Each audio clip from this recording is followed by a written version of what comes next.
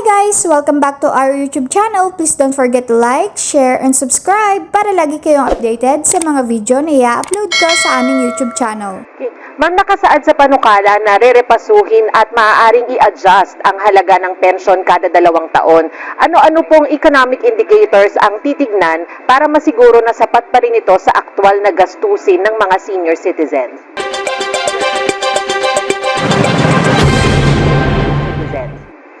Well, sa 19 Congress, ang panukala namin ay itataas ng 100, kasi 500 lang noon yung na-approve, but yearly, itataasan ng tigwa 100. Hanggang such time na ano na yung 1,000. Pero sa ngayon, ang pinasa namin ay 1,000 na.